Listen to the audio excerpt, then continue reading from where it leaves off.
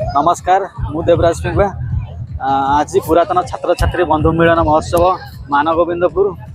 दानगदी जाजपुर आपको स्वागत करुच्ची। आज ये गोटे पुरातन और नूतन छात्र छात्री को नहीं गोटे बंधु मिलन महोत्सव अनुष्ठित हो जाए देखिपे पछपटे केते बड़ स्टेज माने स्टेज बंधाई टेंट मराई से अनुसार जानीपे केते बड़ बंधु मिलन ये अनुष्ठित होती तो देखा भितर भितर कौन कौन कार्यक्रम रखा जाइए तो निश्चित आपण मैंने भिडियो कंटिन्यू रहिबे। जब चैनल को सब्सक्राइब करना तेज चैनल सब्सक्राइब कर दिंतु। देखो ये माहौल केते बड़ा केते अनुमान कर माहौल देखिए बंधु मिलन केते माने योगदान दे तो चलते भितर को आम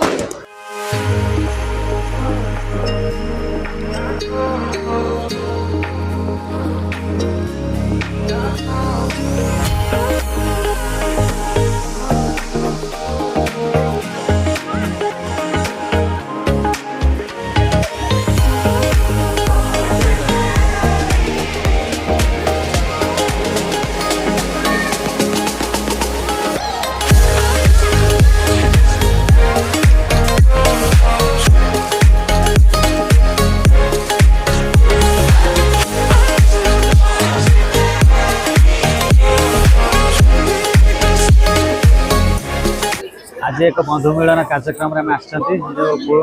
पुरातन छात्र नूतन छात्र बंधु मिलन था ये मानपुर हाईस्कल गोटे भोजर आयोजन होता सहित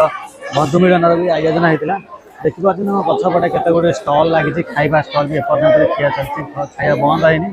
तो आपड़े केमी बंधु मिलन हो स्कूल निश्चित मतामत रखिए देखी नियंतु केते बड़ा स्टल लगी खाଇବା भी एपर्तमेंट सरी तो चलते आगे कौन आगे जी कौन कौन आगे कार्यक्रम रखा जाए निश्चित देखिए।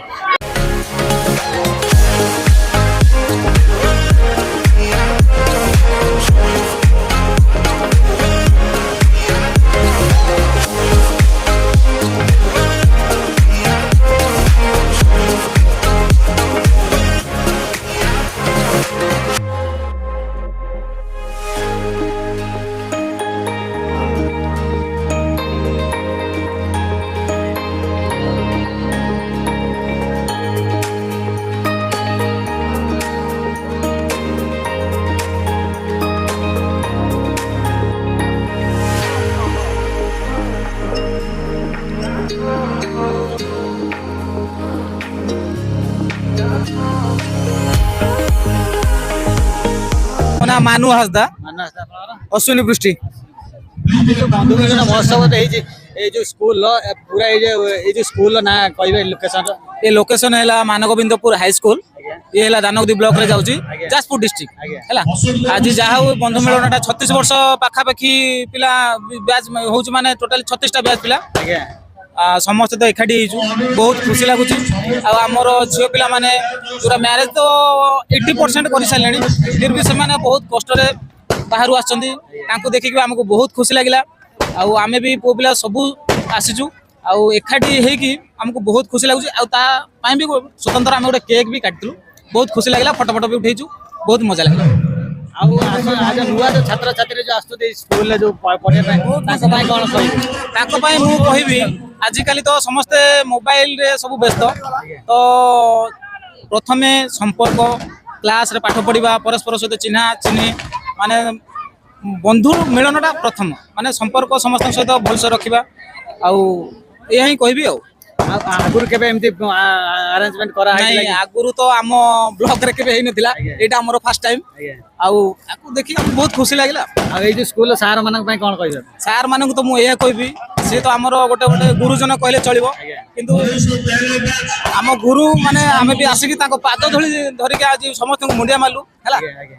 बहुत खुशी लगिला से भी जो एज रे थिले ताको एज भी बढ़ी गलानी आमर जो एज थिला आम एज भी बढ़ी गलानी आमर भी एबे छोट छोट पिला आइ गलानी आमर गोटे जेमति गोटे पुओ मोर 5 वर्ष गोटे झियो 3 वर्ष हो गलानी ए भलिया दिनस आ हौ आपण बहुत मूल्यवान समय देते बहुत बहुत धन्यवाद नमस्कार।